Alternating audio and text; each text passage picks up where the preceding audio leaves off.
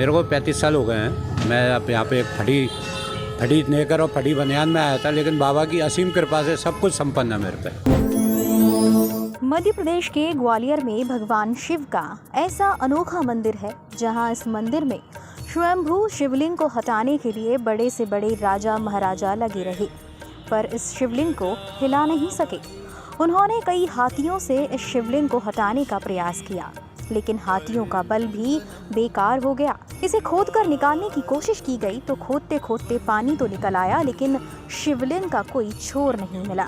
लगभग 750 साल से ग्वालियर बीच चौराहे पर आज भी विराजमान है भगवान भोलेनाथ का चमत्कारी शिवलिंग। लोग इसे बाबा अचलनाथ के नाम से पुकारते हैं।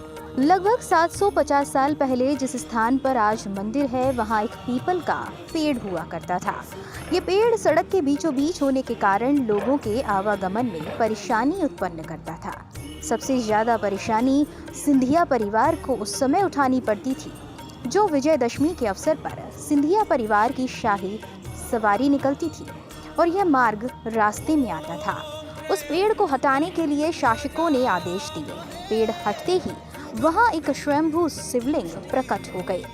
उसको हटाने के लिए काफी मेहनत की, पर वहाँ से नहीं हटा सके। अचलेश्वर महादेव की जय हो। अचलनाथ भगवान अपने आप में एक स्वयंभू है। जैसे 12 ज्योतिर्लिंग दर्शनों का महत्व है, ऐसे अचलनाथ भगवान के दर्शनों का महत्व है। पुराने टाइम पे जब सिंधिया राजवंश की जहाँ से शाही सवारी निकलती थी, जब आप जहाँ इस जगह पर खड़े, इसके आसपास जंगल हुआ करता था, तो वो शाही सवारी निकलती थी, तो उन्होंने इनको निकले तो रास्ते में ये पत्थर समझा उन्होंने, तो इन्होंने उनको हटाने की कोशिश की। तो पहले तो साधारण रूप से हटाया तो हटे नहीं, फिर इन्होंने कहती हथौड़े छेने से हटाया तो भी नहीं हटे, फिर हाथियों की जंजीरों से इनको खिंचवाया तो भी नहीं हटे, फिर इन्होंने खुदाई करवाई तो वो पाताल तक मिले, इसलिए इनका नाम अचल है। ये अपने आप में एक अचल है। फिर इन्होंने उनको सपना दिया सिंधिया राजवंश को, कल से अगर छेड़छाड़ की तो संपूर्ण कुल नष्ट कर दूंगा। तब उन्होंने सिंधिया राजवंश में जाके एक मढ़ैया बनवाई थी, जब से ये अचलनाथ है। अचलनाथ भगवान का इतिहास है।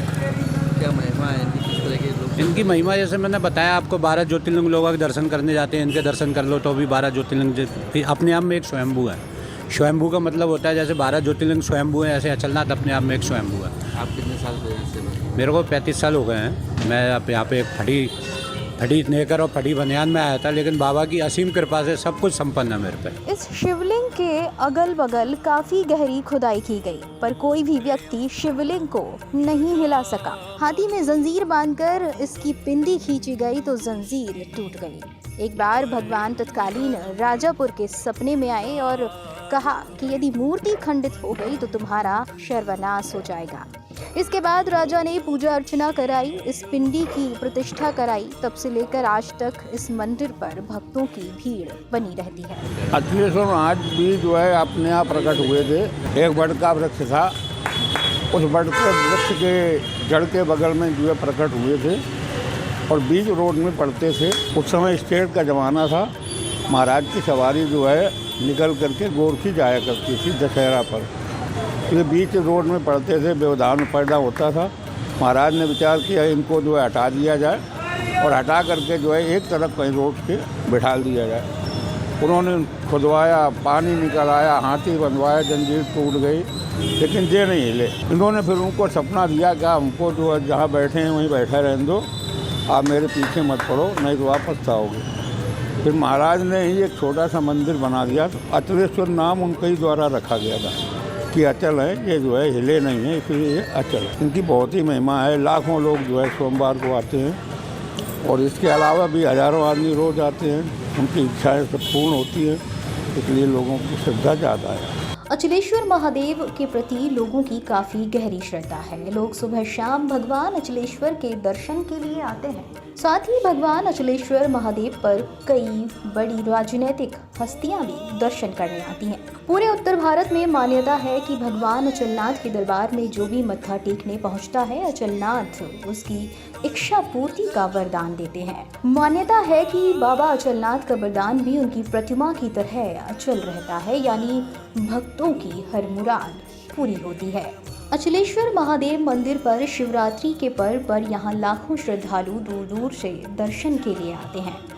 यहाँ पर बड़ा मेला भी आयोजित किया जाता है। शिवरात्रि के पर्व पर यहाँ सुरक्षा व्यवस्थाएं भी पूरे इंतजाम के साथ होती हैं। पुलिस के साथ साथ सीसीटीवी भी यहाँ निगरानी में रहते हैं। वहीं हर सोमवार को शहर के हजारों श्रद्धालु भगवान अचलेश्वर के यहाँ दर्शन के लिए आते हैं। जी कब से आप मंदिर में रहे हैं? मैं 1971 से मैं इस मंदिर में आ रहा हूँ। उस समय एक छोटा सा चबूतरा था ये, और उस पर एक छोटी सी गुमटी जैसी बनी हुई थी। तब से मैं यहाँ पर आ रहा क्या महिमा है? हूँ। महिमा तो अपरंपार है भोलेनाथ की। ये इसका तीसरा विग्रह है, ये तीसरा रूप है इसका अचलेश्वर मंदिर का।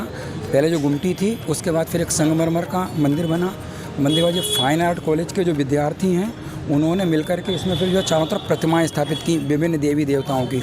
उसके बाद फिर ये मंदिर कमेटी ने निर्णय लिया कि इसको पत्थर का मंदिर बनवाया जाए। तो अभी इसका ये चौथा रूप है ये मंदिर का। चौथे रूप में हम देख रहे हैं इसको। अब ये बहुत भव्य रूप जो बन रहा है। अब ये 71 फीट ऊँचा बनेगा ये मंदिर। आपके द्वारा अचलेश्वर पर एक किताब भी लिखी है। हाँ, वो तो भोलेनाथ की कृपा है साहब। वो वंदना पंचामृत के नाम से है। उसमें क्या है कि क्योंकि संस्कृत लोगों को आती नहीं है और लोग भ्रम में रहते हैं कि क्या किया जाए, तो इसलिए उसमें गणपति की वंदना है, माता सरस्वती की वंदना है, सूर्य वंदना है और अचलेश्वर भगवान की वंदना है, और उसके साथ में श्री हनुमान जी की वंदना है। उसका नाम वंदना पंचामृत रखा गया है और वो सब लोगों के लिए निःशुल्क उपलब्ध है, मंदिर पे उपलब्ध है वो। अब इस मंदिर का भव्य जीर्णोद्धार कराया जा रहा है, जिसमें लगभग 3 करोड़ की राशि इसमें व्यय की गई है। अब इस मंदिर का आकार पहले की अपेक्षा सोमनाथ मंदिर के जैसा दिखाई देगा। ऐसी ही ताज़ा तरीन खबरों से जुड़े रहने के लिए हमारे YouTube चैनल को सब्सक्राइब करें और अपडेट्स पाने के लिए बेल आइकॉन दबाएं।